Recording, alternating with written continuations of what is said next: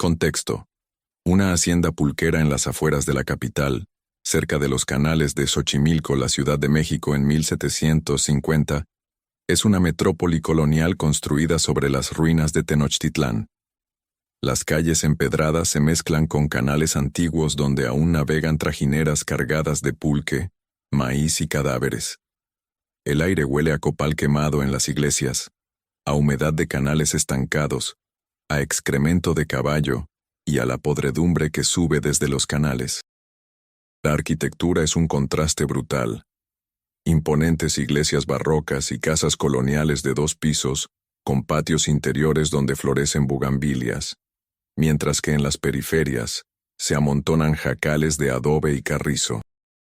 Las haciendas pulqueras rodean la ciudad como fortalezas feudales, donde los españoles explotan el maguey a los indígenas. La sociedad está estratificada: españoles peninsulares en la cúspide, criollos debajo, mestizos en medio, indígenas y esclavos africanos en el fondo absoluto.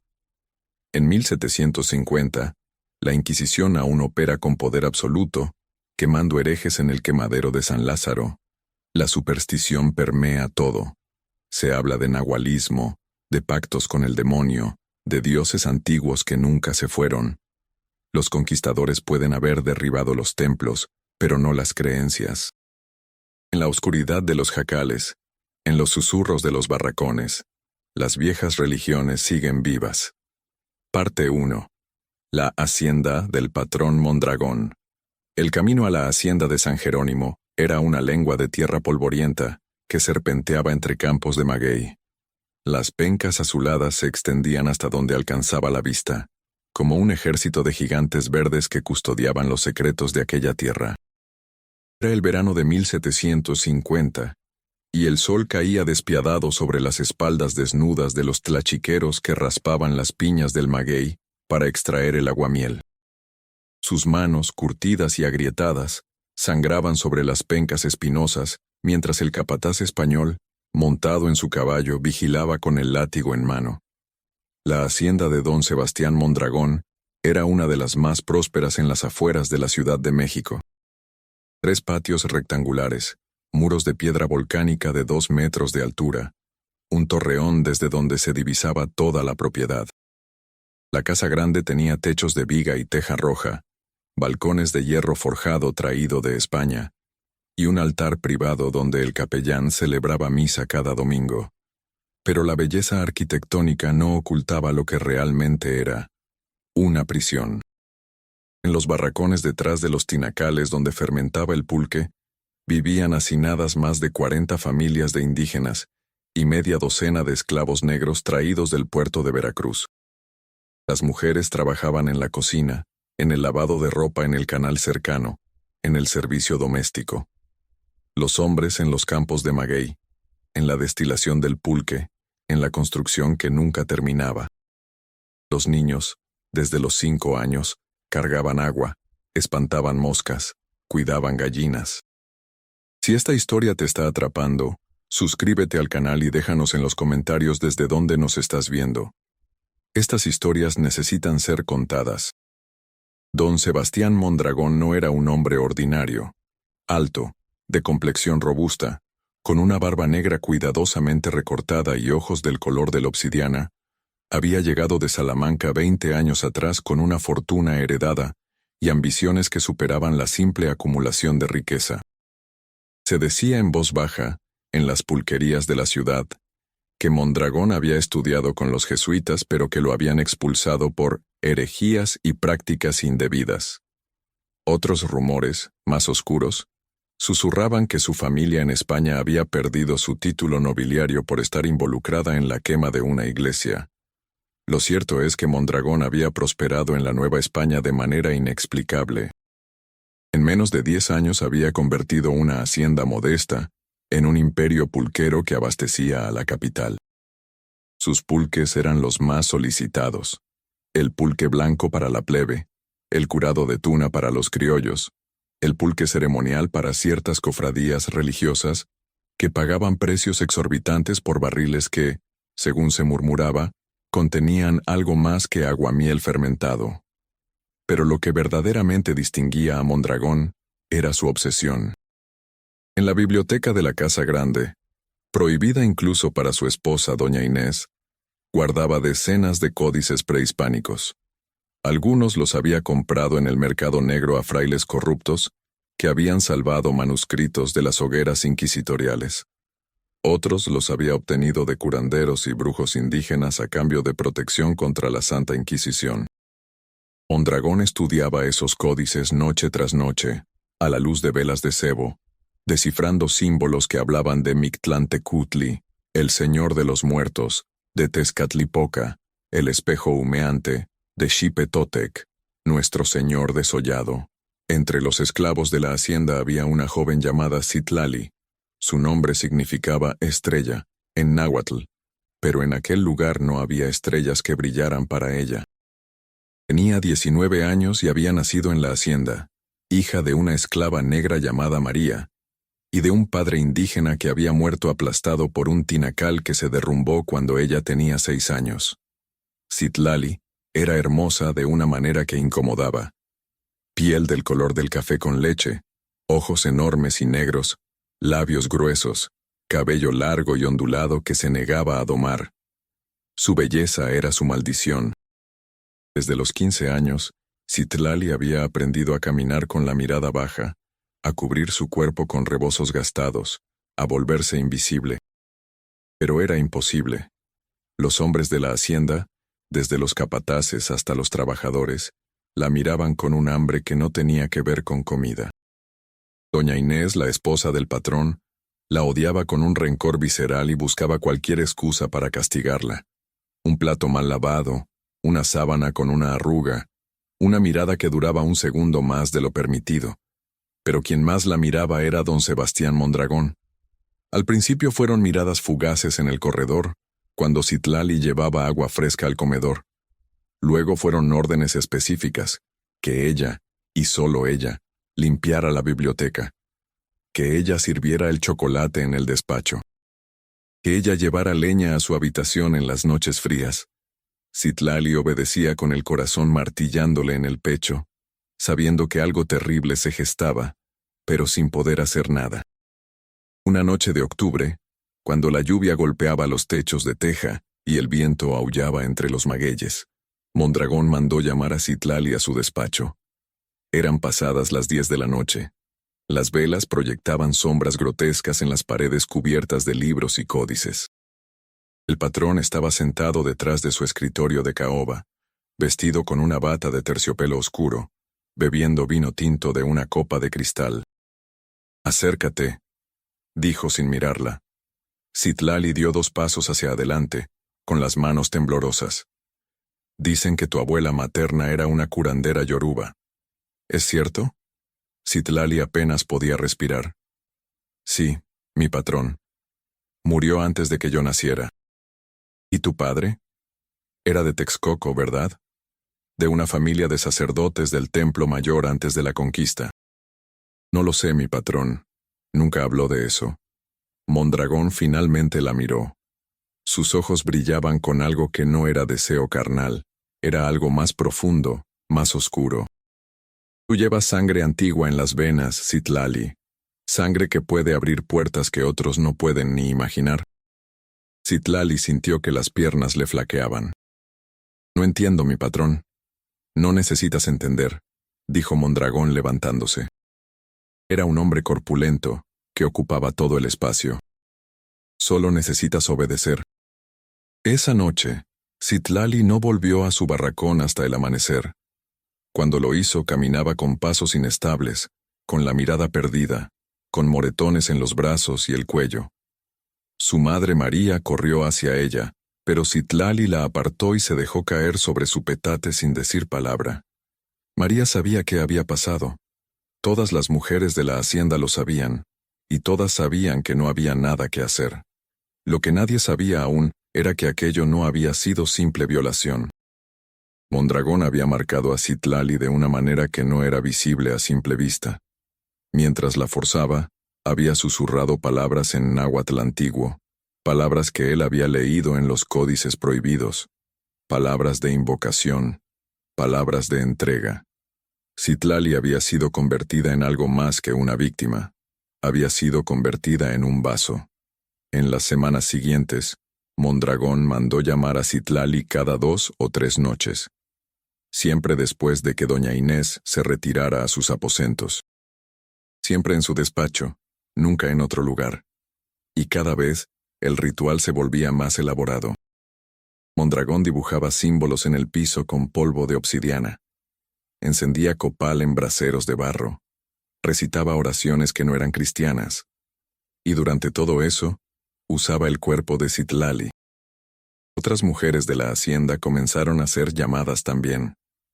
Xochitl, una joven indígena de 17 años. Juana, una esclava negra de 20. Lucía, una mestiza de 16. Todas compartían características similares. Eran jóvenes, hermosas, y descendían de linajes que Mondragón había investigado meticulosamente. Sangre africana, sangre indígena, sangre que según su retorcida lógica, era pura porque no había sido manchada por lo español. Los hombres de la hacienda comenzaron a murmurar, no por compasión hacia las mujeres, sino por resentimiento. ¿Por qué el patrón necesitaba tantas? ¿Por qué las marcaba de esa manera? Algunos notaron que las mujeres que Mondragón convocaba cambiaban, perdían peso, hablaban menos, miraban al vacío como si vieran algo que los demás no podían ver. El padre Ignacio, el capellán de la hacienda, intentó intervenir una vez. Era un franciscano viejo y frágil que llevaba 30 años en la Nueva España y que genuinamente se preocupaba por las almas de los indígenas y esclavos. Una tarde, después de misa, confrontó a Mondragón en el patio. Don Sebastián, hay rumores que no puedo ignorar. Se dice que usted practica actos que ofenden a nuestro Señor. Mondragón lo miró con desdén. ¿Rumores, padre? Esta hacienda funciona gracias a la disciplina. Si eso ofende a algunos, que se vayan. No me refiero a disciplina, don Sebastián. Me refiero a las jóvenes que usted convoca por las noches, a los símbolos que se han encontrado dibujados en su despacho, a las oraciones que no son cristianas. El rostro de Mondragón se endureció. Tenga cuidado, padre. La Inquisición no ve con buenos ojos a los sacerdotes que difunden calumnias contra buenos cristianos. Yo tengo amigos en el Santo Oficio. ¿Los tiene usted? El padre Ignacio palideció. La amenaza era clara. No volvió a mencionar el tema, pero desde ese día se negó a entrar en la casa grande y celebraba misa en un altar improvisado en el patio. Mientras tanto, en el barracón de las mujeres, Citlali había comenzado a tener sueños. No eran sueños ordinarios. En ellos caminaba por un paisaje de obsidiana negra bajo un cielo sin estrellas. A lo lejos, una figura colosal la observaba. Un esqueleto con ojos de jade, vestido con plumas y piel humana. La figura no hablaba, pero Citlali entendía lo que quería. Quería nacer. Quería caminar en el mundo de los vivos. Y Mondragón le estaba preparando el camino. Parte 2. El círculo secreto. La noche del 31 de octubre de 1750, la hacienda de San Jerónimo se llenó de visitantes. No eran comerciantes ni familiares. Eran hombres de influencia. Un oidor de la Real Audiencia, 2 clérigos seculares, un capitán del ejército virreinal, un comerciante de la alcaicería que controlaba el mercado de sedas en la capital. Todos llegaron discretamente en carruajes sin escudos heráldicos con los rostros cubiertos por capas oscuras. Don Sebastián Mondragón los recibió en la biblioteca, donde había preparado una mesa con quesos manchegos, jamones serranos, vino de Jerez y chocolate espumoso. Los hombres se sentaron en sillones de cuero y hablaron en voz baja, como conspiradores. Porque eso es lo que eran. ¿Han traído lo solicitado?, preguntó Mondragón después de que todos se sirvieran vino. El oidor, un hombre de 50 años con rostro de cera y ojos legañosos, sacó de su abrigo un legajo de documentos. 3 actas de defunción falsificadas, 3 indígenas registrados oficialmente como muertos de viruela en el Hospital Real de Indios. Nadie los buscará. El comerciante añadió: yo aporté el espacio. Mi almacén en Tepito está vacío los domingos. Podemos realizar el ritual allí sin interrupciones. Mondragón asintió satisfecho. Excelente. El tiempo se agota. La luna nueva es en 5 días. Ese es el momento preciso que indica el códice Fehervari-Mayer. Mictlantecutli solo acepta ofrendas durante la ausencia de la luna. Uno de los clérigos, un hombre joven con rostro afilado y manos nerviosas, levantó la copa de vino. Don Sebastián, una vez más debo preguntar, ¿está usted seguro de que esto funcionará? Los antiguos mexicas realizaban estos rituales con sacrificios humanos. Nosotros no podemos, no necesitamos matar a nadie, lo interrumpió Mondragón con impaciencia. Los mexicas usaban sangre porque no conocían otra manera. Pero yo he descifrado el verdadero significado del códice. No se trata de muerte, sino de transmutación. El Dios no quiere cadáveres, quiere recipientes vivos. Los hombres se miraron entre sí con una mezcla de avidez y miedo. Todos habían llegado a ese círculo por diferentes caminos.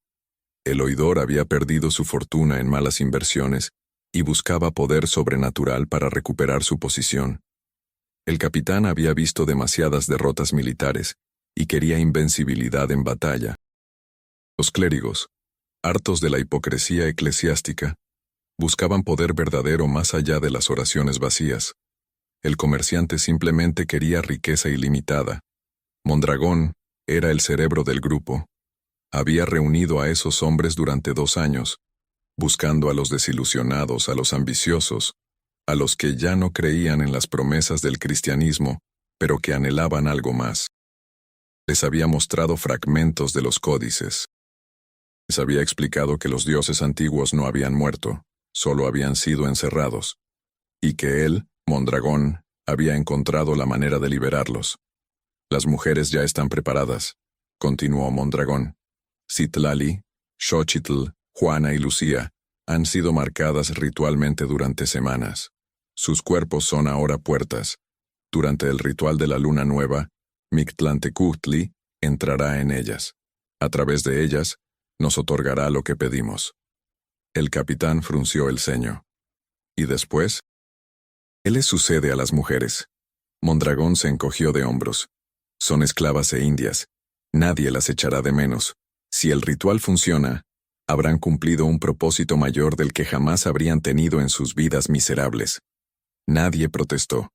La deshumanización estaba tan arraigada en aquellos hombres que la idea de sacrificar la cordura o la vida de 4 mujeres no les producía conflicto moral alguno. Lo que ninguno de ellos sabía era que Citlali había escuchado todo. Esa noche, Mondragón había ordenado que Citlali sirviera chocolate a los invitados. Ella había entrado y salido de la biblioteca varias veces, aparentemente invisible para los hombres, como lo eran todos los sirvientes. Pero Citlali había aprendido a escuchar, y lo que había escuchado la había llenado de un terror tan profundo que apenas podía mantenerse de pie. Cuando finalmente fue liberada de sus obligaciones pasada la medianoche, Citlali corrió al barracón. Su madre María dormía, al igual que la mayoría de las mujeres. Pero Xochitl, Juana y Lucía estaban despiertas, sentadas en un rincón, con las miradas perdidas. «Nos va a matar», susurró Citlali. «El patrón y sus amigos dicen que somos puertas para un dios, que nos usarán en un ritual». Xochitl, una joven indígena de rostro redondo y manos pequeñas, comenzó a llorar en silencio. «Yo lo sabía. He soñado con un esqueleto que me persigue. Me habla en una lengua que no entiendo pero que mi alma comprende». Juana, la esclava negra de piel oscura como la noche, apretó los puños. «Tenemos que huir. Esta misma noche. Escapar a la ciudad, buscar refugio en una iglesia». Lucía, la mestiza de ojos verdes y cabello castaño, negó con la cabeza. «¿Y a dónde iremos? Somos propiedad del patrón. Si huimos, nos atraparán y nos colgarán. La ley no está de nuestro lado». «Entonces moriremos de todas formas», dijo Citlali con voz temblorosa. Prefiero morir intentando escapar que dejar que ese monstruo me convierta en lo que sea que planea. María, la madre de Citlali, se despertó al escuchar las voces. Se acercó y al ver las caras de terror de las jóvenes comprendió de inmediato. Ella había vivido suficientes horrores en su vida como para reconocer la amenaza de muerte. No podéis escapar, dijo María con voz ronca. Pero podéis resistir. ¿Cómo?, preguntó Citlali. María miró a su alrededor, asegurándose de que nadie más escuchara. Mi madre me enseñó cosas antes de morir. Oraciones yorubas que protegen el alma. Amarres que pueden detener a los espíritus malignos. Si ese hombre quiere convertiros en puertas, cerraremos esas puertas desde adentro. Durante los siguientes 4 días, María trabajó en secreto. Recolectó hierbas del monte, ruda, albahaca, epazote. Consiguió ceniza de huesos quemados de un entierro reciente en el cementerio de la hacienda. Molió obsidiana negra hasta convertirla en polvo fino. Y cada noche, antes de que Mondragón llamara a las jóvenes, María las bañaba con infusiones de hierbas. Les ataba cintas rojas en las muñecas y les hacía tragar pequeñas cantidades del polvo de obsidiana mezclado con miel. La obsidiana es espejo, explicaba María. Refleja lo que intenta entrar. Si el Dios quiere usar vuestros cuerpos, lo único que verá será su propio reflejo. Eso lo confundirá, quizá lo detenga. Citlali no sabía si aquello funcionaría, pero se aferraba a esa esperanza como un náufrago a un madero. Mientras tanto, Mondragón preparaba el ritual final. En el almacén de Tepito, él y sus cómplices habían trazado un círculo gigante en el suelo con sangre de gallo mezclada con pulque. En cada punto cardinal habían colocado braseros donde quemarían copal, tabaco y resinas aromáticas. En el centro del círculo, 4 esteras de petate donde las mujeres serían acostadas. Mondragón había pasado las noches en vela, estudiando el códice una y otra vez, asegurándose de pronunciar correctamente las invocaciones en náhuatl antiguo. Había practicado los gestos rituales, las genuflexiones, los movimientos de las manos, la manera correcta de cortar la lengua de la víctima sacrificial, un gallo negro, y ofrecerla al altar improvisado. El 5 de noviembre amaneció nublado y frío. La luna nueva llegaría esa noche. Mondragón ordenó que Citlali, Xóchitl, Juana y Lucía fueran bañadas y vestidas con túnicas blancas de algodón sin costuras, como habían vestido las víctimas de sacrificio en los templos antiguos. Las 4 jóvenes fueron subidas a una carreta cubierta y llevadas por caminos secundarios hasta Tepito. El viaje duró 3 horas. Nadie habló.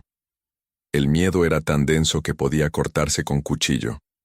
Cuando llegaron al almacén, el sol ya se había puesto. El interior estaba iluminado solo por las velas de los braseros, que proyectaban sombras danzantes en las paredes de adobe. Los 6 hombres del círculo secreto ya estaban allí, vestidos con túnicas negras, con los rostros cubiertos por máscaras de obsidiana pulida que imitaban cráneos. Comenzamos, dijo Mondragón con voz ceremonial. Parte 3.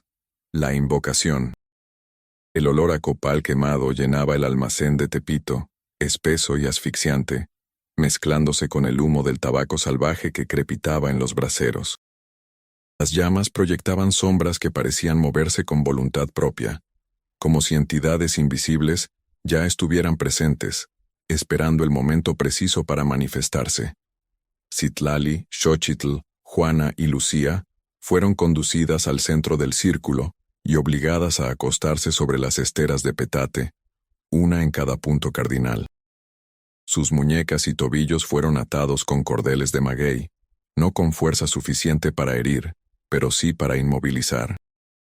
Mondragón se colocó en el centro exacto del círculo, con el códice abierto sobre un atril de madera. Los otros 5 hombres formaron un pentágono alrededor de él, cada uno sosteniendo un cuchillo de obsidiana, no para herir a las mujeres, sino como instrumentos rituales que cortarían el velo entre el mundo de los vivos y el Mictlán, el inframundo. Señor del lugar de los muertos, comenzó Mondragón en un náhuatl forzado, pronunciado con acento español pero estudiado meticulosamente.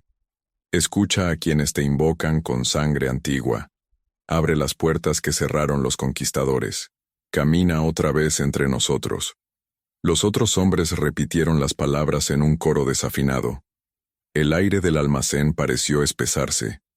Una de las velas se apagó sin razón aparente, luego otra, y otra, hasta que solo quedaron las brasas de los braseros, que brillaban con un resplandor rojizo antinatural. Citlali sintió algo.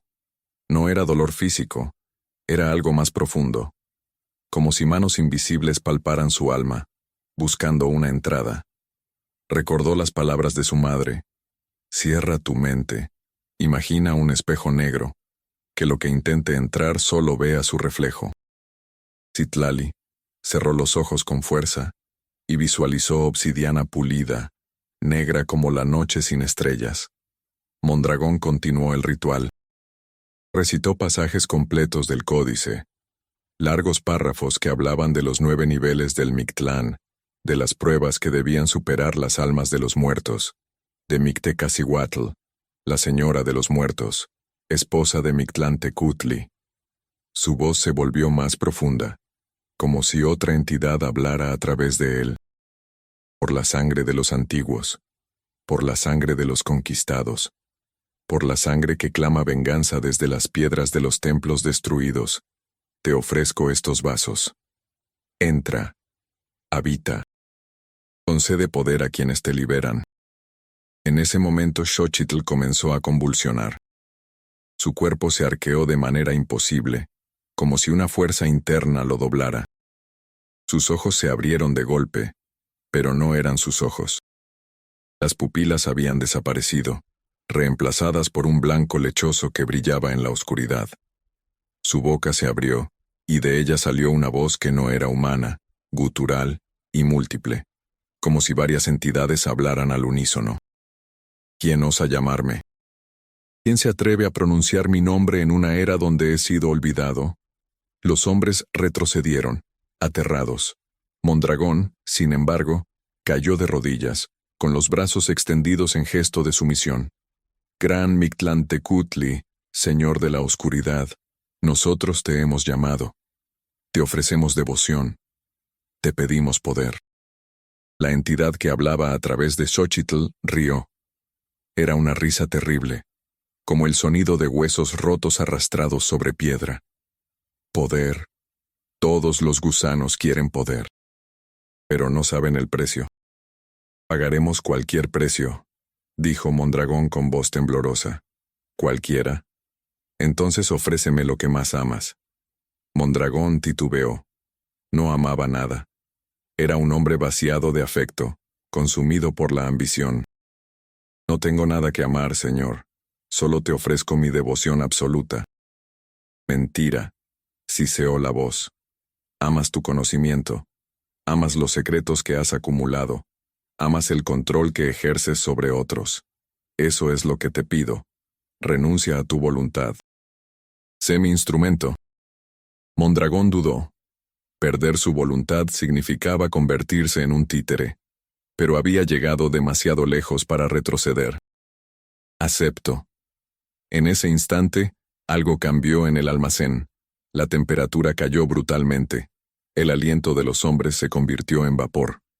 Y todas las brasas de los braseros se apagaron simultáneamente, sumiendo el lugar en una oscuridad total. Citlali sentía la presión aumentar. Las manos invisibles ya no solo palpaban, ahora empujaban intentando forzar una entrada. Pero cada vez que lo hacían, chocaban contra la imagen de obsidiana que ella mantenía en su mente. El polvo que María le había dado también parecía funcionar. Su estómago ardía, pero era un fuego protector, como si las cenizas de huesos antiguos crearan una barrera. Juana no había tenido tanta suerte. Su cuerpo también comenzó a convulsionar, pero de manera diferente. Vomitó una sustancia negra y espesa que olía a tierra podrida. Sus dedos se contrajeron como garras, y sus uñas comenzaron a sangrar, mientras arañaba el petate debajo de ella. Lucía, la mestiza de ojos verdes, lloraba en silencio. Las lágrimas caían por sus mejillas mientras susurraba oraciones cristianas. El Padre Nuestro, el Ave María, intentando protegerse con la fe que le habían inculcado. Mondragón, postrado en el suelo, comenzó a hablar en una lengua que no conocía conscientemente. Era náhuatl puro, sin acento, las palabras fluyendo de él como si una memoria ancestral hubiera sido desbloqueada. Somos tus siervos, úsanos, guíanos en la destrucción de este mundo falso que los conquistadores construyeron sobre las ruinas del verdadero. Los otros 5 hombres, asustados pero fascinados, repitieron las palabras. De pronto, las velas se reencendieron todas a la vez, pero con una llama azul antinatural. Y en el centro del almacén, entre Mondragón y las 4 mujeres, apareció algo. No era una forma sólida. Era una sombra que tenía volumen, una ausencia de luz que se movía.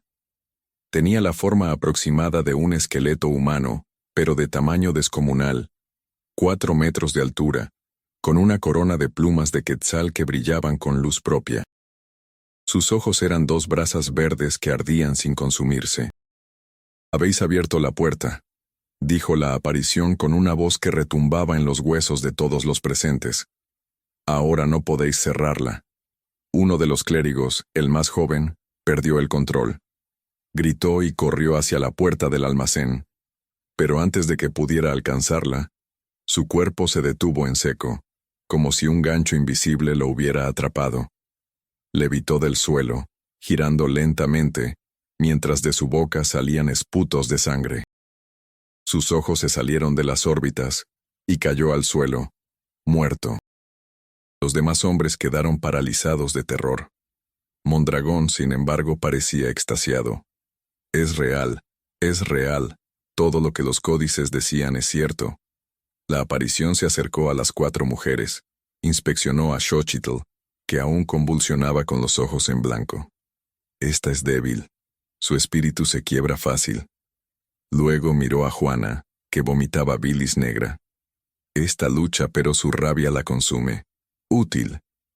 Después a Lucía, que rezaba entre sollozos. Esta se aferra a dioses falsos. Patético. Finalmente, se detuvo frente a Citlali. La joven mantenía los ojos cerrados, concentrándose en la imagen de obsidiana, sintiendo el ardor protector del polvo en su vientre. La aparición inclinó su cabeza esquelética, observándola con curiosidad. Esta es diferente, tiene protección antigua, sangre yoruba mezclada con sangre mexica, un escudo doble. La aparición extendió una mano huesuda hacia ella, pero cuando estuvo a centímetros de tocarla, retiró los dedos como si se hubiera quemado. Interesante. Esta no puede ser mi vaso, pero puede ser mi testigo. Mondragón se arrastró hacia la aparición. Gran señor, yo soy tu siervo. Dime qué debo hacer. Primero, sangre verdadera, dijo la aparición. Los españoles construyeron iglesias sobre mis templos. Quémalas. Segundo, almas. Cada luna nueva, me traerás almas, no importa de quién. Tercero, propaga mi nombre, que los olvidados recuerden, que los oprimidos invoquen mi venganza. Se hará, prometió Mondragón. La aparición se desvaneció como humo al amanecer. Las velas volvieron a su color amarillo normal. El frío atroz desapareció, pero la presencia de algo oscuro permanecía, como una mancha invisible en el aire. Xochitl dejó de convulsionar, pero sus ojos permanecieron en blanco. Respiraba, pero parecía una cáscara vacía. Juana dejó de vomitar y quedó inmóvil, con la mirada fija en el techo. Lucía lloraba en silencio, rota. Solo Citlali permanecía consciente. Y cuando abrió los ojos, vio a Mondragón mirándola con una mezcla de frustración y curiosidad. «Tú resististe», dijo él. «¿Cómo?» Citlali no respondió. No le daría esa información, pero supo en ese momento que su madre le había salvado la vida. Y también supo que tenía que encontrar una manera de detener a Mondragón antes de que cumpliera las órdenes de aquella entidad. Parte 4. La propagación del culto. Pasaron 2 semanas desde el ritual en Tepito. Citlali, Xochitl, Juana y Lucía fueron devueltas a la hacienda de San Jerónimo, pero solo 2 de ellas seguían siendo humanas. Xochitl caminaba como autómata, con los ojos perpetuamente vacíos, sin hablar, sin reaccionar a estímulos. Comía cuando le ponían comida en la boca, se movía cuando la empujaban, pero era como una muñeca de trapo. Juana, por otro lado, había cambiado de manera más sutil. Su mirada se había vuelto dura, calculadora, y de vez en cuando murmuraba cosas en una lengua que nadie entendía. Lucía lloraba constantemente, rezaba rosarios hasta que sus dedos sangraban y se negaba a comer. María, la madre de Citlali, intentó curar a las muchachas con sus conocimientos de hierbas y oraciones yorubas, pero era inútil. Lo que había entrado en Xochitl no era una enfermedad que se pudiera curar con remedios naturales. Era algo que había devorado su alma desde adentro. Mondragón, mientras tanto, actuaba como si nada hubiera pasado. Continuaba administrando la hacienda, supervisando la producción de pulque, asistiendo a misa los domingos con su esposa doña Inés. Pero por las noches, en su biblioteca, trabajaba en el siguiente paso del plan que la entidad le había encomendado. La primera orden era quemar iglesias. No podía hacerlo él mismo. Sería demasiado obvio. Necesitaba intermediarios, fanáticos que creyeran estar sirviendo a una causa justa. Mondragón identificó a su primer candidato, Tomás, un indígena de 50 años que trabajaba como tlachiquero y que había perdido a su esposa y 3 hijos durante una epidemia de viruela 2 años atrás. Tomás odiaba a los españoles con una pasión silenciosa pero incandescente. Culpaba a la iglesia por no proteger a los suyos, por construir templos dorados mientras los indígenas morían de hambre y enfermedad. Una noche, Mondragón llamó a Tomás a su biblioteca. Le ofreció pulque y habló con él en náhuatl, algo que sorprendió al viejo tlachiquero. «Tomás, ¿sabes por qué tu familia murió?», preguntó Mondragón. «Enfermedad, patrón», respondió Tomás con voz ronca. «No. Murieron porque los dioses antiguos ya no los protegen, porque los conquistadores destruyeron los templos y prohibieron las oraciones verdaderas. Tu gente sufre porque están desconectados de sus raíces». Tomás apretó los puños. «¿Qué puedo hacer yo? Soy un esclavo, no tengo poder». «Te equivocas», dijo Mondragón acercándose. «Los dioses han regresado. He hablado con Mictlantecutli. Me ha dado instrucciones. Y necesito hombres valientes que ejecuten su voluntad». «¿Qué clase de instrucciones?» «Quemar las iglesias que profanan la tierra sagrada. Empezando por la capilla de San Juan, en Xochimilco. Fue construida sobre un templo dedicado a Tlaloc. Sus cimientos aún guardan huesos de sacerdotes mexicas asesinados durante la conquista. Si quemas esa capilla, liberarás esos espíritus». Más dudó. Quemar una iglesia era herejía. Lo ahorcarían si lo descubrían. Pero el odio que había cultivado durante años era más fuerte que el miedo. «Lo haré». Mondragón sonrió. Le dio a Tomás una bolsa de pólvora, candiles de aceite y un mapa dibujado a mano mostrando los puntos débiles de la capilla. «Hazlo durante la madrugada del domingo. Los frailes estarán durmiendo. No quiero mártires, solo cenizas». El domingo 22 de noviembre, la capilla de San Juan de Xochimilco ardió. Las llamas fueron tan intensas que iluminaron el cielo durante horas. 3 frailes murieron asfixiados. Los vecinos intentaron apagar el fuego, pero el incendio se había propagado demasiado rápido, alimentado por la pólvora que Tomás había colocado estratégicamente. Las autoridades virreinales lanzaron una investigación, pero no encontraron culpables. Tomás había sido cuidadoso, y Mondragón se aseguró de que el tlachiquero desapareciera de la hacienda al día siguiente, enviándolo a trabajar en una hacienda remota en Oaxaca, donde nadie lo conocía. El incendio causó pánico en la Ciudad de México. Los sermones dominicales advirtieron sobre herejes y adoradores del demonio. La Inquisición intensificó sus redadas, arrestando a curanderos, brujos y cualquiera sospechoso de prácticas paganas. Pero no encontraban al verdadero culpable, porque Mondragón operaba desde las sombras, protegido por su posición social y sus contactos en la Real Audiencia. La segunda orden de la entidad era más sutil: propagar el nombre de Mictlantecutli. Mondragón comenzó a incluir símbolos prehispánicos en las etiquetas de sus barriles de pulque. Pequeños glifos que pasaban desapercibidos para los españoles, pero que los indígenas reconocían. Cráneos estilizados, representaciones de Mictlantecutli mezcladas con decoraciones florales. A los ojos españoles, eran solo diseños exóticos. Pero los indígenas que compraban ese pulque comenzaban a tener sueños. Sueños donde un esqueleto coronado les hablaba, les prometía venganza, les susurraba que los viejos dioses no habían muerto. El círculo secreto de Mondragón también se expandió.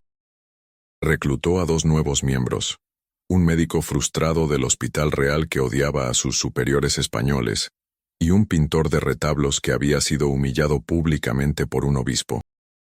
Ambos estaban hambrientos de poder y dispuestos a hacer cualquier cosa por obtenerlo. La tercera orden, almas, era la más complicada.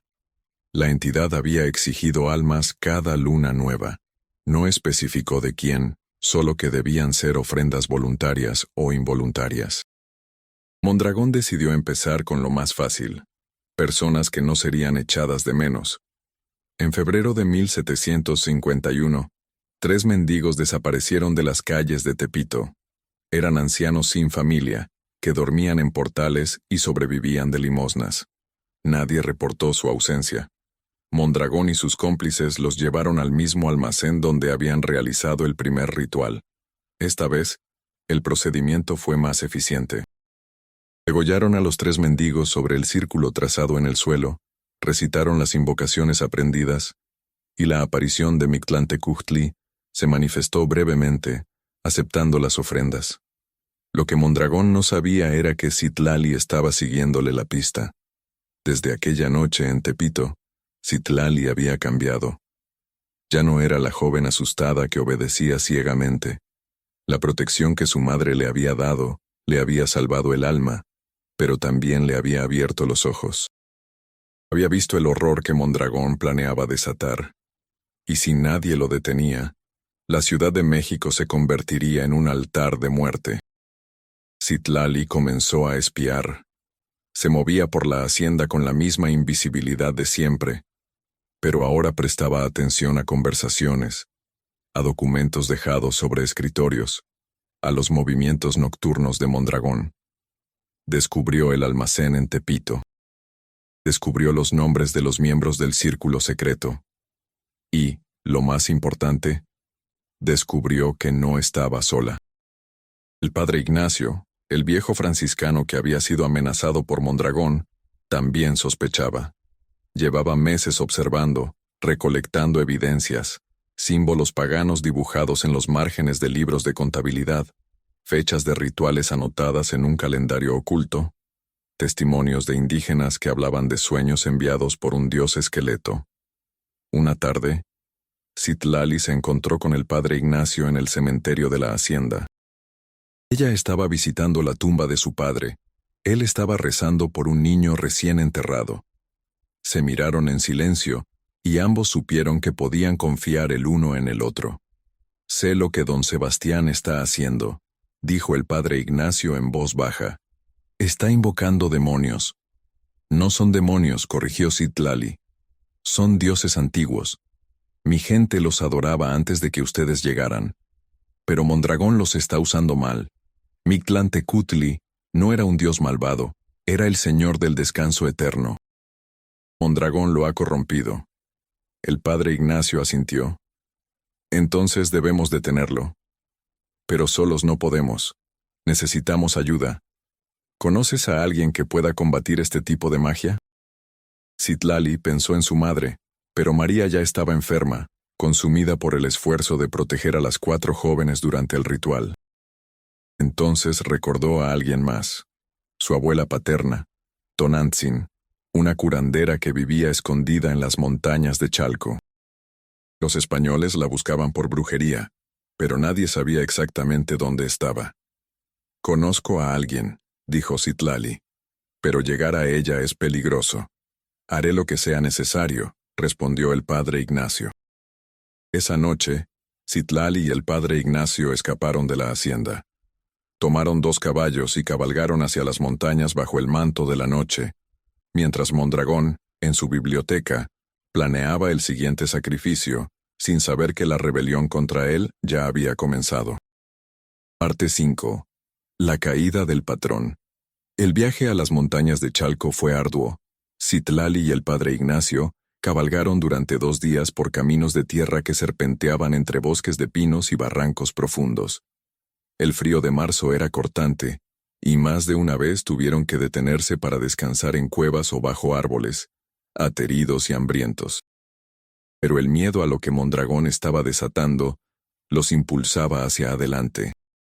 Tonantzin, la abuela paterna de Citlali, vivía en una choza escondida entre las rocas, a 2 horas de caminata desde el último pueblo. Era una mujer de 70 años, con el rostro surcado de arrugas profundas y ojos que parecían ver más allá del mundo visible. Había sido sacerdotisa de Tonantzin, la madre tierra, antes de la conquista. Después, cuando los españoles quemaron los templos, se había refugiado en las montañas, enseñando en secreto las antiguas tradiciones a quien quisiera escuchar. Cuando Citlali y el padre Ignacio llegaron a la choza, Tonantzin los recibió como si los hubiera estado esperando. «Sé por qué vienen», dijo sin saludarlos. «He sentido la herida en el mundo. Un hombre necio ha abierto una puerta que no debió abrir».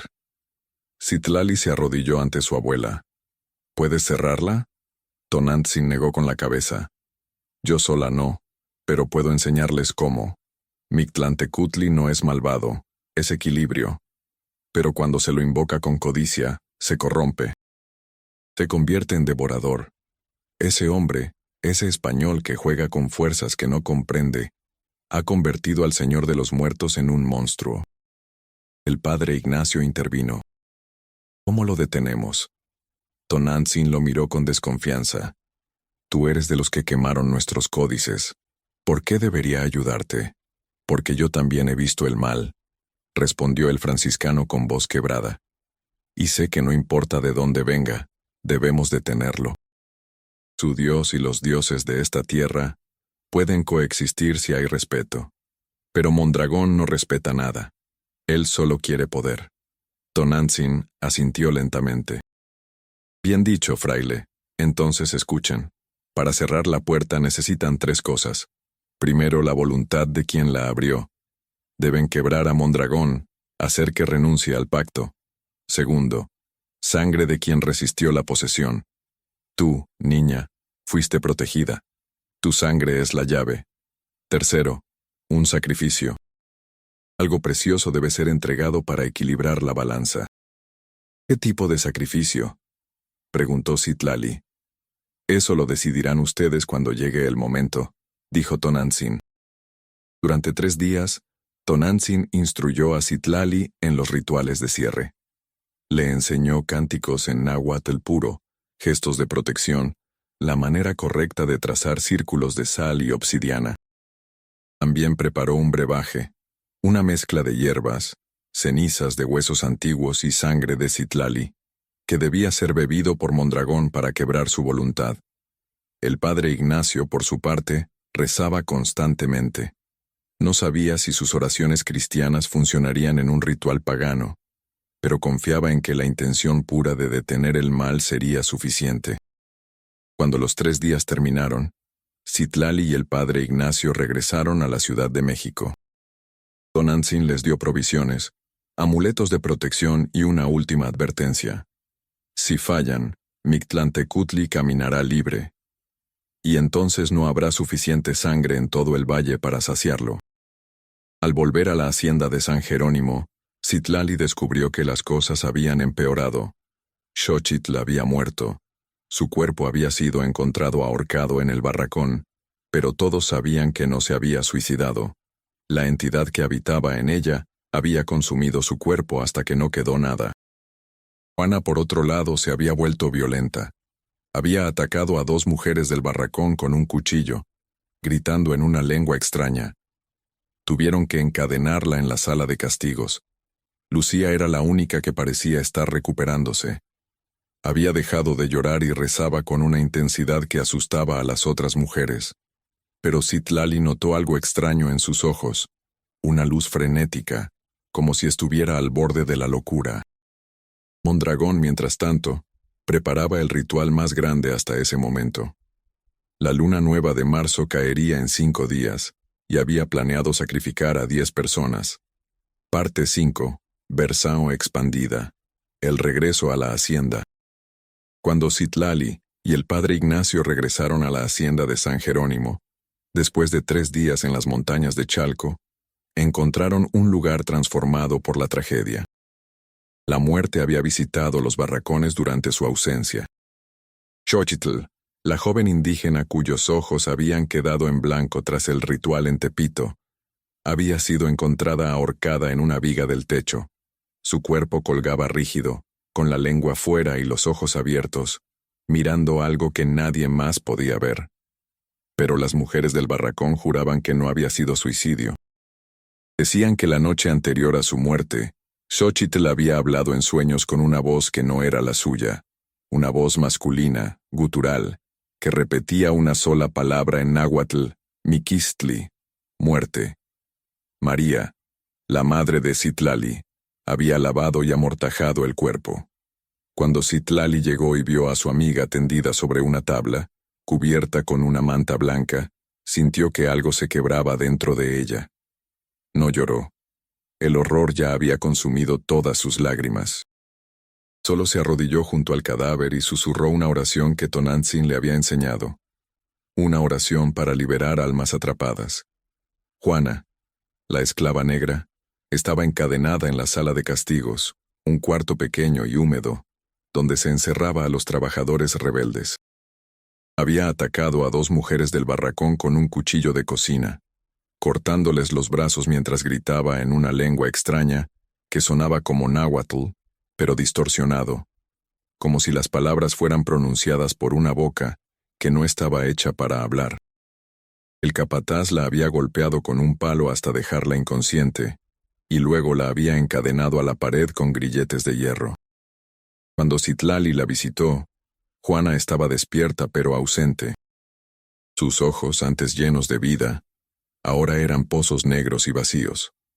Miraba fijamente a Citlali y sonreía con una expresión que no era humana. «Él viene», susurró Juana con voz rasposa. «El señor de los huesos viene a reclamar lo que es suyo. Y tú, Citlali, tú que resististe, serás testigo de la cosecha». Citlali retrocedió, sintiendo un escalofrío recorrer su espalda. La entidad que había poseído a Juana no se había ido completamente. Aún habitaba en algún rincón de su alma, esperando. Lucía, la mestiza de ojos verdes, era la única que parecía estar mejorando, pero solo en apariencia. Había dejado de llorar y pasaba horas en la pequeña capilla de la hacienda, rezando con una intensidad que asustaba incluso al padre Ignacio. Sus rodillas sangraban de tanto arrodillarse sobre el suelo de piedra. Sus labios se movían constantemente, murmurando oraciones en un latín imperfecto mezclado con español. Pero había algo en sus ojos, un brillo febril, que revelaba que su cordura colgaba de un hilo muy delgado. Mondragón, mientras tanto, actuaba como si nada hubiera pasado. Continuaba supervisando la producción de pulque, castigando a trabajadores que no cumplían sus cuotas, cenando con su esposa doña Inés todas las noches, como el perfecto caballero español. Pero por las noches, en la soledad de su biblioteca, trabajaba febrilmente en el siguiente paso del plan. La entidad le había dado 3 órdenes: quemar iglesias, propagar el nombre de Mictlantecutli y entregar almas cada luna nueva. Mondragón ya había cumplido la primera orden. La capilla de San Juan en Xochimilco había ardido hasta los cimientos, llevándose consigo 3 frailes y décadas de historia. Pero eso era solo el comienzo. Mondragón tenía una lista de 23 iglesias en el Valle de México, todas construidas sobre antiguos templos prehispánicos. Quería verlas arder una por una.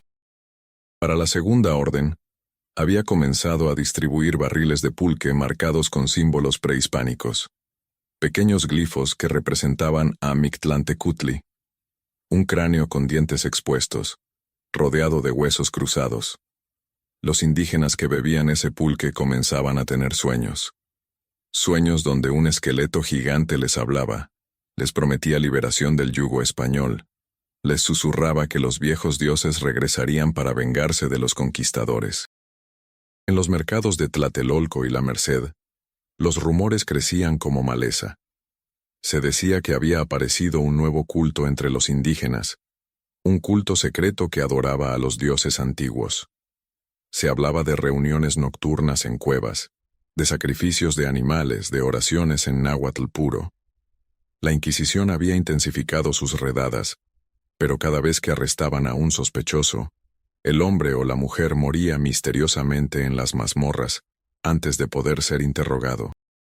Sus cuerpos aparecían con las gargantas destrozadas desde adentro, como si algo los hubiera devorado desde dentro. El círculo secreto de Mondragón también se había expandido. Ahora contaba con 8 miembros: el oidor de la Real Audiencia, el capitán del ejército virreinal, el comerciante de sedas, 2 clérigos seculares, un médico del Hospital Real, un pintor de retablos y un nuevo recluta, don Fernando Salazar, un hacendado de Puebla que había perdido 3 cosechas consecutivas y estaba al borde de la bancarrota. Mondragón le había prometido que Mictlantecutli le devolvería su fortuna a cambio de devoción absoluta. La luna nueva de marzo estaba a solo 5 días de distancia. Mondragón había ordenado que se preparara el almacén de Tepito para el ritual más grande hasta ese momento. Esta vez no serían 4 mujeres, sino 10 víctimas, mendigos, huérfanos, esclavos fugitivos, personas que nadie echaría de menos.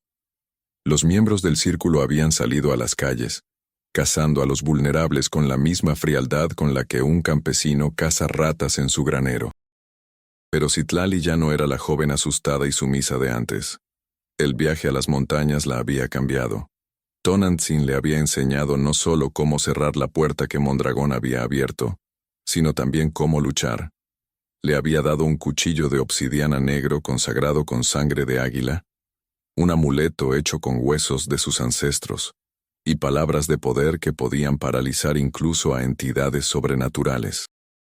Recuerda, le había dicho Tonantzin antes de despedirse, Mictlantecutli no es malvado por naturaleza. Es el guardián del descanso eterno, el que recibe a las almas cuando terminan su viaje. Pero Mondragón lo ha corrompido. Lo ha convertido en un devorador. Tu tarea no es destruir al dios, sino recordarle quién era antes de la codicia española. Citlali compartió el plan con el padre Ignacio y con su madre María. Los 3 formaron una alianza improbable. Una joven esclava con sangre mestiza, un franciscano viejo que había dedicado su vida a evangelizar, y una curandera yoruba que guardaba los secretos de sus ancestros africanos. 3 mundos diferentes unidos por un objetivo común: detener a Mondragón antes de que su locura destruyera el frágil equilibrio entre los vivos y los muertos. El plan era arriesgado. Debían infiltrarse en el almacén de Tepito durante el ritual de la luna nueva. Citlali tendría que hacer que Mondragón bebiera el brebaje que Tonantzin había preparado, una mezcla de hierbas, cenizas de huesos antiguos y sangre de Citlali. Ese brebaje quebraría la voluntad de Mondragón y lo forzaría a ver toda la oscuridad que había invitado a su vida, obligándolo a renunciar al pacto. Después, Citlali realizaría el contrarritual de cierre que Tonantzin le había enseñado.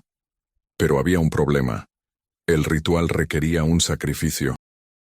Algo precioso debía ser entregado para equilibrar la balanza, y ninguno de ellos sabía qué sería ese sacrificio hasta que llegara el momento. Los días previos al ritual fueron de tensión insoportable. Citlali apenas dormía.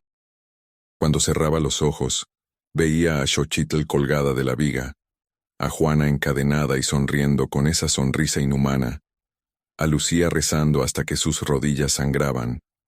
Veía al padre Ignacio preparándose para lo que ambos sabían podría ser su última misión. Veía a su madre María preparando amuletos de protección con manos temblorosas, envejecida por el miedo y la preocupación. Mondragón, por su parte, estaba eufórico.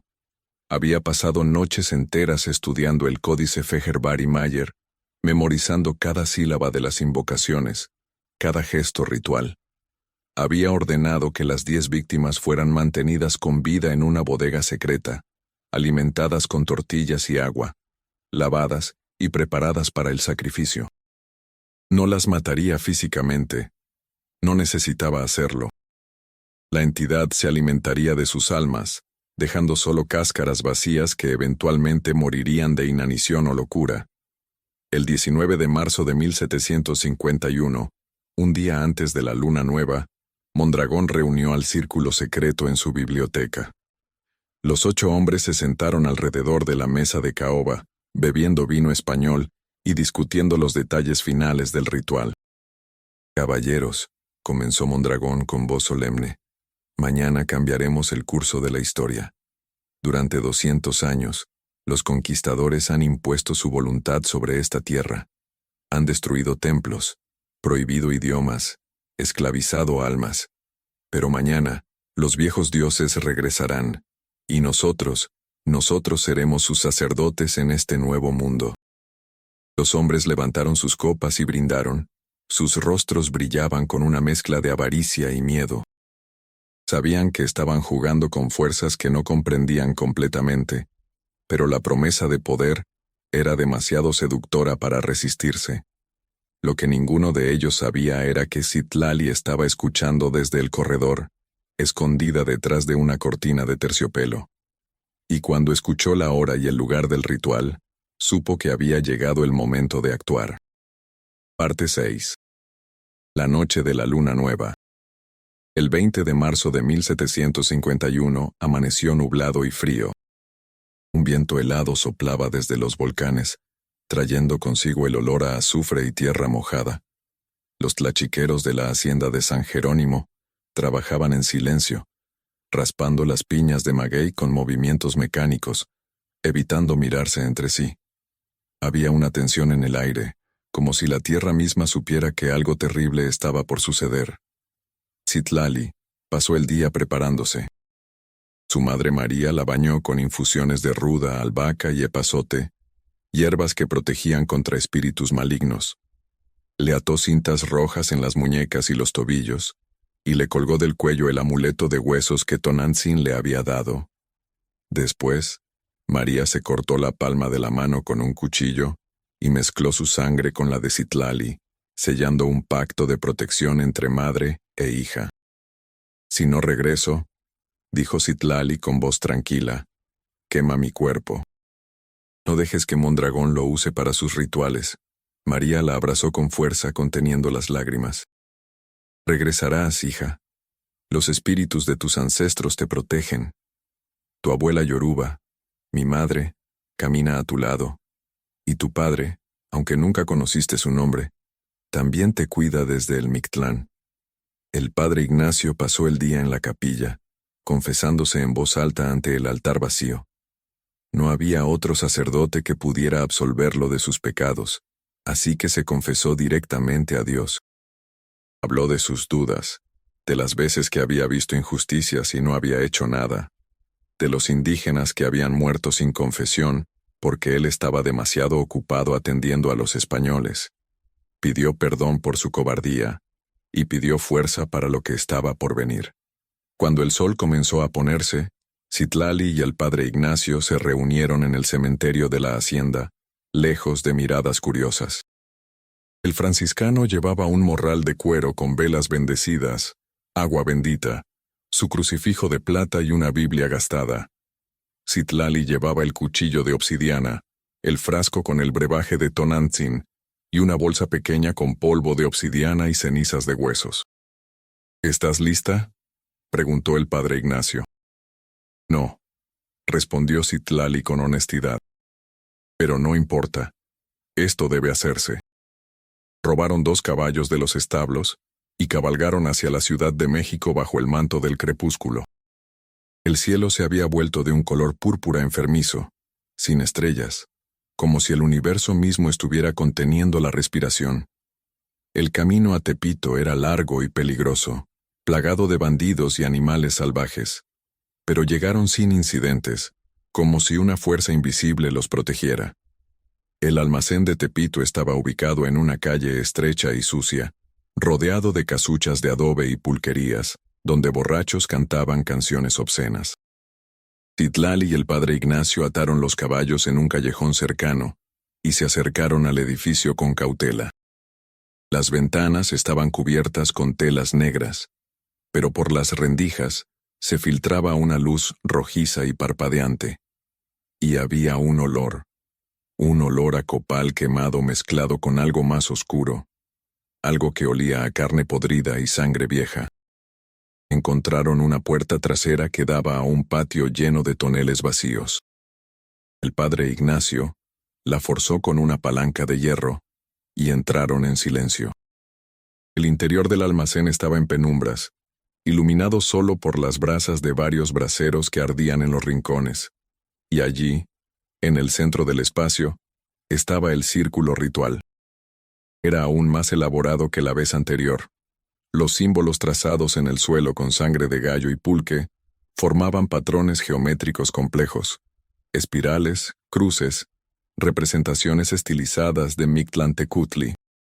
En cada punto cardinal había una estatuilla de barro que representaba al dios de los muertos, un esqueleto con una corona de plumas, sentado en un trono de huesos. Y en el centro del círculo, acostadas sobre esteras de petate, estaban las 10 víctimas. Eran hombres, mujeres y niños de diversas edades. 2 ancianos sin dientes que probablemente habían sido mendigos de las calles de la Merced. 3 niños huérfanos de no más de 10 años, con rostros sucios y ojos aterrados.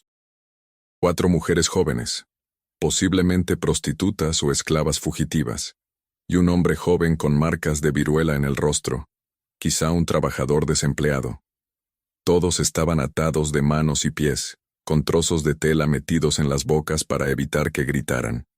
Sus ojos reflejaban un terror absoluto. Citlali sintió que la rabia y la compasión la inundaban en partes iguales. Esas personas no eran solo víctimas de Mondragón, eran víctimas de todo un sistema que los había convertido en invisibles, en desechables. Nadie los echaría de menos porque nadie los había querido nunca. «Escóndete aquí», susurró el padre Ignacio, señalando un espacio detrás de unos toneles grandes. «Yo me esconderé allí. Cuando llegue el momento, tú sabes qué hacer». Citlali asintió y se ocultó. Los minutos se arrastraban como horas. El aire del almacén era espeso y difícil de respirar. Y luego, finalmente, escucharon voces acercándose. La puerta principal del almacén se abrió y entraron los 8 miembros del círculo secreto, vestidos con túnicas negras y máscaras de obsidiana pulida que imitaban cráneos humanos. Mondragón iba al frente, llevando en sus manos el códice Fejerbarimayer envuelto en un paño de seda. Los hombres caminaron en procesión alrededor del círculo 3 veces, entonando cánticos en un náhuatl tosco y mal pronunciado. Después, Mondragón se colocó en el centro exacto del círculo y alzó los brazos al cielo. «Señor del Mictlán, guardián de los muertos, devorador de almas, escucha nuestro llamado. Esta noche, en la ausencia de la luna, cuando el mundo de los vivos y el mundo de los muertos se tocan, te ofrecemos 10 almas, 10 vidas para alimentar tu regreso. Acepta nuestra ofrenda y concédenos el poder que has prometido». Los otros 7 hombres repitieron las palabras al unísono. Y entonces comenzó el ritual verdadero. Mondragón abrió el códice y comenzó a leer las invocaciones en náhuatl antiguo. Esta vez su pronunciación era perfecta, como si la entidad misma hablara a través de él. Las palabras resonaban en el aire, vibrando en frecuencias que no deberían ser audibles para oídos humanos. Los braseros se avivaron, las llamas creciendo hasta lamer el techo de vigas de madera, y la temperatura cayó brutalmente. El aliento de todos los presentes se convirtió en vapor. Las víctimas comenzaron a retorcerse en sus ataduras, gimiendo a través de las mordazas. Sus cuerpos se arqueaban de manera antinatural, como si manos invisibles los estuvieran doblando. Y entonces, una por una, sus pupilas desaparecieron, reemplazadas por un blanco lechoso que brillaba en la oscuridad. La aparición de Mictlantecutli comenzó a manifestarse. Primero fue solo una sombra, una ausencia de luz que se movía entre las víctimas. Luego fue tomando forma, un esqueleto colosal de 4 metros de altura, con una corona de plumas de quetzal que brillaban con luz verde y ojos que eran 2 brasas de jade fundido. Su mandíbula se abría y cerraba con un sonido de huesos chocando, y de su boca salía un aliento que olía a tumba abierta. «Habéis llamado», dijo la entidad con una voz que hacía temblar las paredes. Y yo he respondido, «¿Dónde están las almas prometidas?» Mondragón cayó de rodillas, con los brazos extendidos en gesto de sumisión total. «Aquí, gran señor, 10 almas puras, sin mancha de fe cristiana, indígenas y mestizos que aún recuerdan a los viejos dioses en sus corazones». La aparición se acercó a las víctimas y comenzó a inspeccionarlas una por una. Cuando pasaba junto a cada persona atada, algo invisible era arrancado de sus cuerpos. No era sangre ni órganos. Era algo más esencial. Los cuerpos dejaban de retorcerse y quedaban inmóviles, aún respirando pero vacíos, como muñecas abandonadas. Citlali observaba desde su escondite, con el corazón martillándole en el pecho. Sabía que tenía que actuar pronto, antes de que las 10 almas fueran completamente devoradas. Miró hacia donde se escondía el padre Ignacio y vio que el franciscano también estaba listo, con el crucifijo de plata en una mano y la Biblia en la otra. Pero entonces, algo inesperado sucedió. La aparición de Mictlantecutli se detuvo en seco. Olfateó el aire como un depredador que detecta una presencia extraña.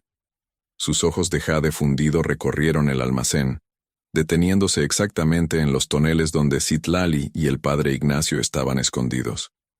«Hay resistencia aquí», gruñó la entidad. «Sangre protegida ha vuelto, y trae consigo un sacerdote del Dios crucificado». Mondragón giró bruscamente. «¿Qué? ¿Quién osa interrumpir el ritual?» «Yo», le gritó Citlali saliendo de su escondite. En su mano derecha llevaba el cuchillo de obsidiana, y en la izquierda, el frasco con el brebaje.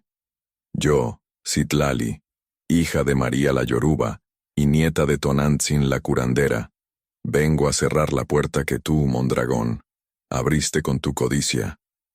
Los miembros del círculo se volvieron hacia ella, sorprendidos. 2 de ellos corrieron en su dirección, pero el padre Ignacio salió de su escondite sosteniendo el crucifijo en alto.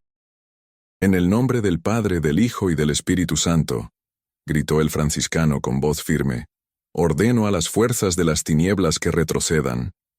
La aparición de Mictlantecutli rió.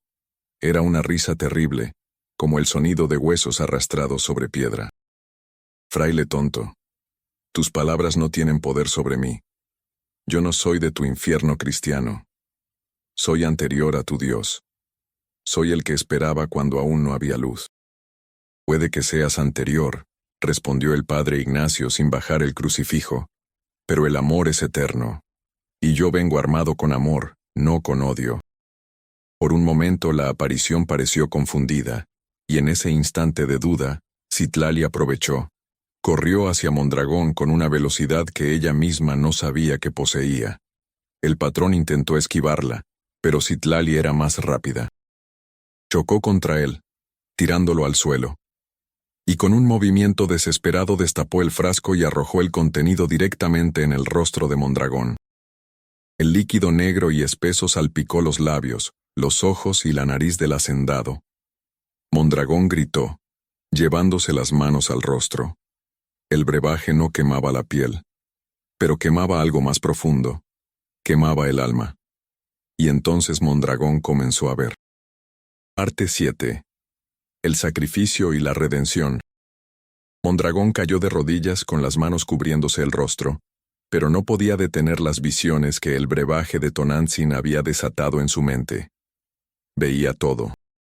Cada rostro de cada mujer que había violado: Citlali, Xochitl, Juana, Lucía, y decenas más antes que ellas, mujeres cuyos nombres nunca había aprendido porque para él no eran personas, solo objetos. Veía sus lágrimas, escuchaba sus súplicas, sentía su dolor como si fuera propio. Y no podía detenerlo. Veía a Xochitl colgada de la viga, con los ojos vacíos y la lengua fuera, muerta no por suicidio sino porque la entidad que él había invocado la había consumido desde adentro hasta que no quedó nada. Veía a Juana encadenada en la sala de castigos, sonriendo con esa sonrisa inhumana mientras algo monstruoso habitaba en su cuerpo.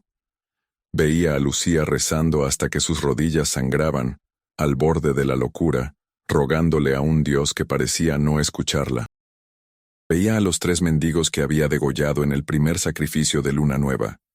Sus rostros ancianos, marcados por años de hambre y enfermedad, mirándolo con expresión de confusión, mientras la sangre brotaba de sus gargantas cortadas.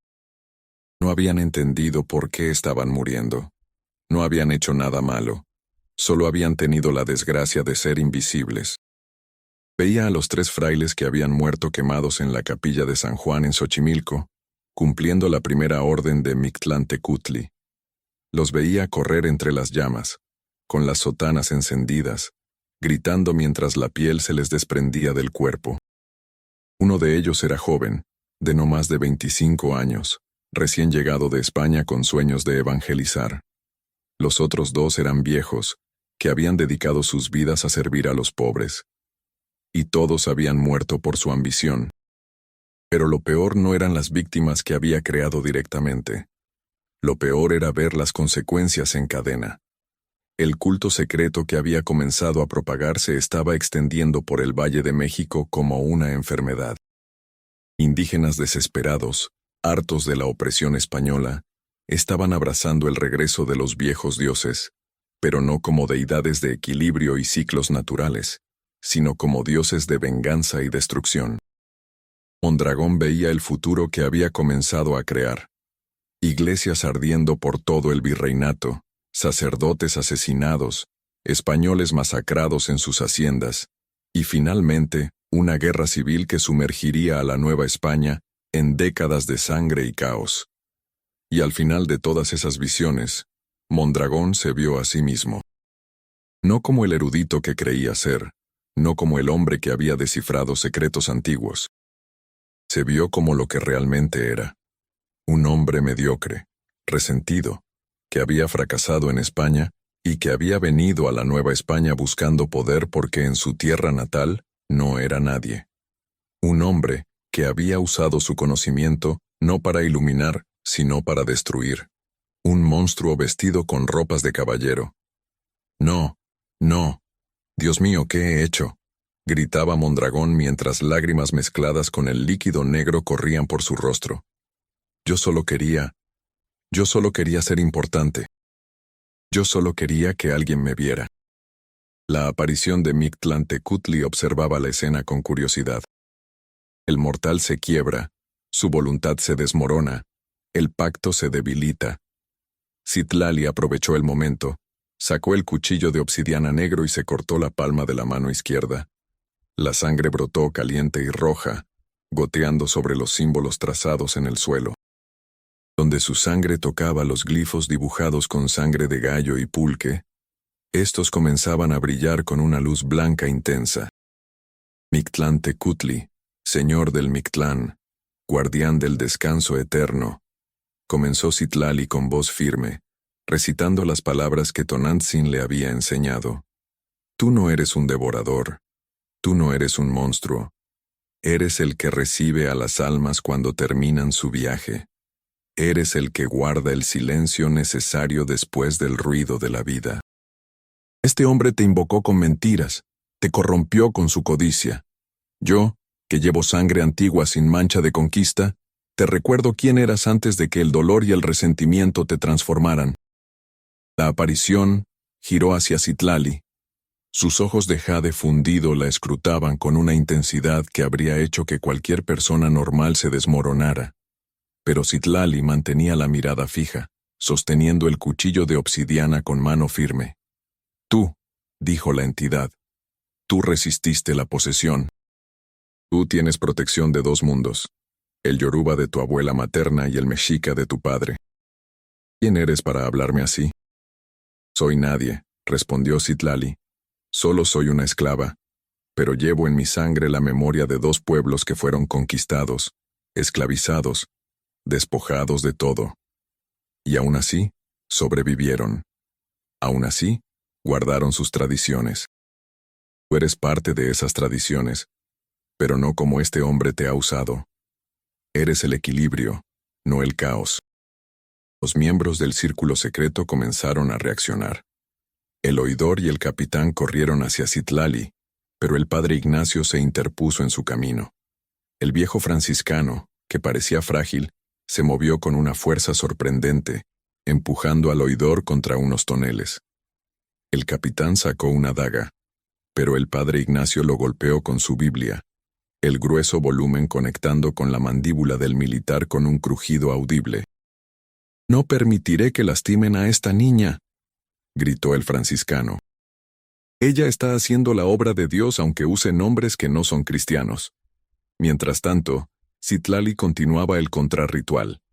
Caminó alrededor del círculo, dejando caer gotas de su sangre sobre cada uno de los símbolos, transformando los glifos de invocación en glifos de cierre. Recitaba cánticos en náhuatl puro, palabras que Tonantzin le había enseñado, palabras que habían sido transmitidas de generación en generación desde antes de la conquista. Izcatki no yoyotla chihuali, cantaba Citlali. Esta es la ofrenda de mi corazón, Tlalticpac caintoyoyo. En la tierra late nuestro corazón, Miquis Asemanahuatl. Todo lo que vive, morirá, Sancacuicatlin con manaltia. Solo el canto perdura. Las 10 víctimas que yacían inmóviles en el centro del círculo comenzaron a moverse. Sus ojos, que habían estado en blanco, recuperaron lentamente el color. No estaban completamente restauradas, sus almas habían sido parcialmente devoradas, pero aún tenían una oportunidad. Todavía eran humanas. La aparición de Mictlantecutli rugió de frustración. «No, las almas son mías, me las prometieron, el pacto debe cumplirse». «El pacto está roto», dijo Citlali. «Mondragón te invocó con mentiras. Tú no eras libre, eras un prisionero de su ambición, pero ahora puedes elegir. Puedes seguir siendo el monstruo que él creó, o puedes recordar quién eras». Por primera vez desde que había sido invocado, Mictlantecutli pareció dudar. La entidad miró a las víctimas que comenzaban a despertar, luego a Mondragón que sollozaba de rodillas, luego a Citlali que lo miraba sin miedo, y finalmente al padre Ignacio que aún sostenía el crucifijo en alto. «Tú dices que puedo elegir», dijo la entidad lentamente, «pero la elección requiere un precio. Algo precioso debe ser entregado para equilibrar la balanza. Las puertas entre mundos no se cierran sin sacrificio». Citlali sabía que ese momento llegaría. Tonantzin lo había advertido. ¿Qué tipo de sacrificio? «Una vida», dijo Mictlantecutli. «Alguien debe quedarse en mi reino voluntariamente. Alguien cuya alma sea pura, sin mancha de codicia o ambición. Esa alma me recordará por qué fui creado, no para castigar, sino para ofrecer descanso». Un silencio pesado cayó sobre el almacén. Los miembros del círculo secreto que aún estaban conscientes miraban con horror, comprendiendo que el ritual que habían creído controlar los había sobrepasado completamente. Mondragón lloraba en el suelo, roto. Las víctimas comenzaban a despertar, confundidas y aterradas. Y entonces, el padre Ignacio habló. «Yo me ofrezco», dijo el franciscano con voz serena, dejando caer el crucifijo al suelo. «He servido a Dios durante 50 años. He evangelizado, he bautizado, he dado la comunión. Pero también he fallado. He visto injusticias y no he hecho suficiente para detenerlas. He protegido a los poderosos cuando debí haber defendido a los débiles. Si mi muerte cierra esta puerta y devuelve a este Dios a su equilibrio, será mi última y mejor obra». No, padre, gritó Citlali. Usted ha hecho más que nadie. No tiene que sacrificarse. El viejo franciscano sonrió con ternura. Hija mía, todos debemos morir algún día. Y si puedo elegir cómo y por qué, elijo esto. Elijo recordarle a este antiguo Dios que hay bondad en el mundo, que no todos los conquistadores son monstruos, que es posible amar incluso cuando no entiendes. El padre Ignacio caminó hacia el centro del círculo, directamente hacia la aparición de Mictlantecutli. Su paso era firme, sin vacilación. Cuando estuvo frente a la entidad colosal, levantó la mirada. Un sacerdote del Dios crucificado se ofrece voluntariamente, dijo Mictlantecutli, con algo parecido al asombro. Esto es inesperado. ¿Por qué lo haces? Mi religión no es la tuya. Mis fieles fueron conquistados por los tuyos. Lo hago porque el amor no conoce fronteras, respondió el padre Ignacio. Tu pueblo y mi Dios predican lo mismo en el fondo, que debemos cuidarnos unos a otros, que la vida es un viaje que termina en descanso, que hay algo más allá de este mundo doloroso. Estos hombres, señaló a Mondragón y a los miembros del círculo, pervirtieron tu religión igual que otros han pervertido la mía. Pero tú y yo sabemos la verdad. La aparición extendió una mano huesuda hacia el pecho del franciscano. Si hago esto, tu alma quedará en mi reino por la eternidad. No verás a tu Dios cristiano. No habrá cielo ni ángeles cantando. Solo el silencio del Mictlán. El padre Ignacio cerró los ojos. El silencio también es una forma de oración. Acepto. Mictlantecutli tocó el pecho del franciscano. No hubo violencia, no hubo dolor. Simplemente, el cuerpo del padre Ignacio comenzó a brillar con una luz suave y dorada. Su forma física se volvió translúcida, como si estuviera hecho de cristal, y mientras desaparecía, el viejo sacerdote rezaba el Padre Nuestro en voz baja, las palabras flotando en el aire como música. Padre nuestro que estás en los cielos, santificado sea tu nombre. Su voz se fue haciendo más tenue hasta que finalmente se desvaneció por completo. No quedó ni cadáver ni cenizas. Solo su crucifijo de plata, intacto sobre el suelo del almacén, brillando con la misma luz suave. En ese instante, algo cambió en Mictlantecutli. La aparición se contrajo, haciéndose más pequeña. Las brasas de jade en sus ojos se suavizaron. Su voz dejó de ser un rugido y se convirtió en algo casi humano. Comprendo ahora, dijo la entidad. Comprendo lo que había olvidado. Este anciano me ha recordado con su sacrificio voluntario. Los verdaderos rituales no son de dolor, sino de amor. El verdadero poder no viene de la dominación, sino de la entrega. Mictlantecutli miró a Mondragón, que aún lloraba de rodillas. Tú me corrompiste, me convertiste en tu herramienta de venganza, pero este hombre santo me ha devuelto mi propósito. Ahora puedo regresar a mi lugar, no como monstruo, sino como guardián. La aparición comenzó a disolverse, pero antes de desaparecer completamente, se volvió hacia las 10 víctimas que ahora estaban sentadas, aturdidas pero vivas. Con un gesto de su mano huesuda las liberó completamente de sus ataduras. Vivan. Y recuerden que los dioses no son ni buenos ni malos. Somos lo que los humanos hacen de nosotros. Después miró a Citlali. Tú, hija de 2 mundos conquistados, has hecho lo que yo no podía hacer solo. Has cerrado la puerta. Pero recuerda, las puertas nunca están permanentemente cerradas. Siempre habrá hombres como Mondragón que intenten abrirlas. Cuando eso suceda, que haya también mujeres como tú para detenerlos. Con esas palabras, Mictlantecutli desapareció. El almacén quedó en silencio. Las velas se apagaron. Los braseros dejaron de arder. La temperatura volvió a la normalidad. Y sobre el suelo, donde había estado el círculo ritual, los símbolos se habían borrado completamente, como si nunca hubieran existido. Citlali cayó de rodillas, agotada. Había funcionado. La puerta estaba cerrada, pero el precio había sido terrible. El padre Ignacio, El viejo franciscano que la había ayudado, que había creído en ella cuando nadie más lo hacía, se había ido para siempre. Las 10 víctimas comenzaron a levantarse lentamente. Estaban confundidas, traumatizadas, pero vivas. Citlali se acercó a ellas y las ayudó a ponerse de pie. «Váyanse», les dijo en náhuatl. «Salgan de aquí. Busquen refugio en la iglesia de San Francisco. El padre Ignacio ya no está, pero sus hermanos franciscanos los ayudarán». Los rescatados salieron del almacén en tropel, huyendo hacia la noche. Los miembros del círculo secreto que aún estaban conscientes también intentaron huir, pero algo los detuvo. Un fuego comenzó a brotar espontáneamente de las vigas del techo. Las velas que se habían apagado se reencendieron todas a la vez, pero con llamas que crecían de manera antinatural, lamiendo las paredes de madera.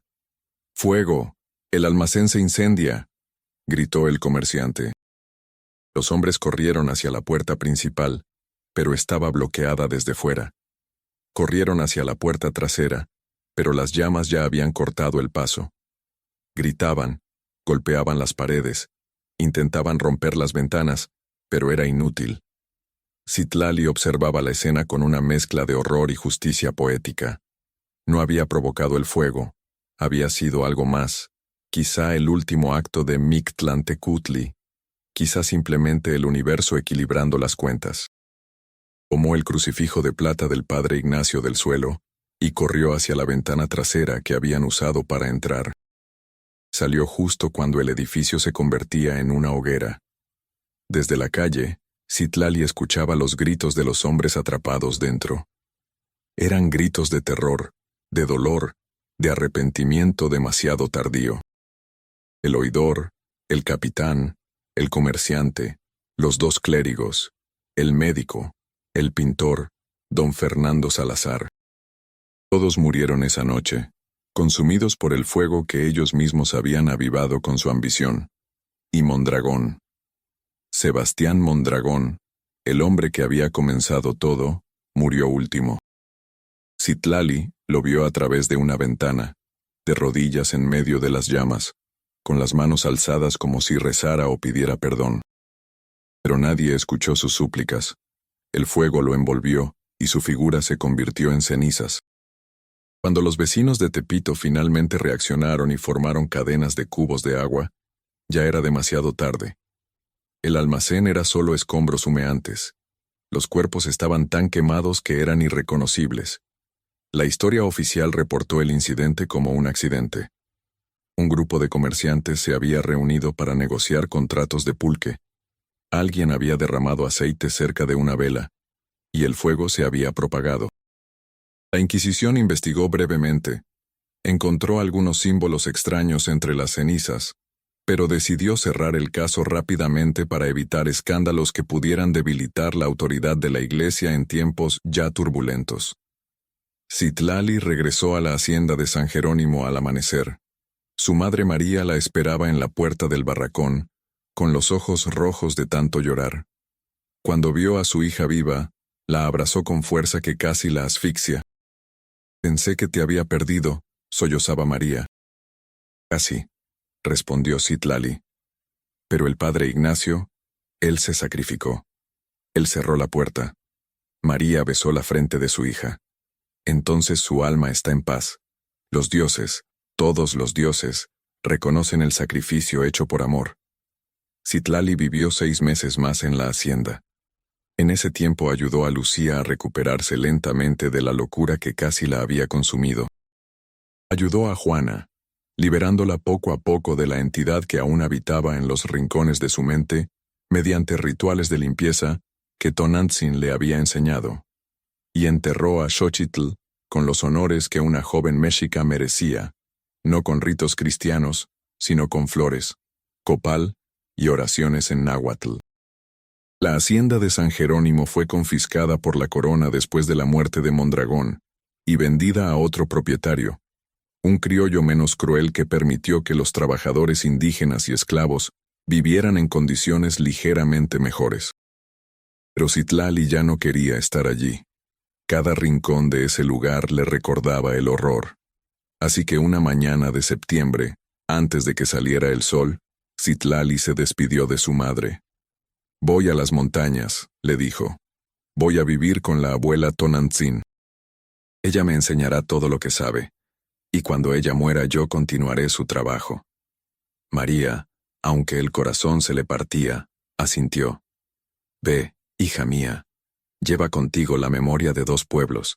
Sé la curandera que yo nunca pude ser».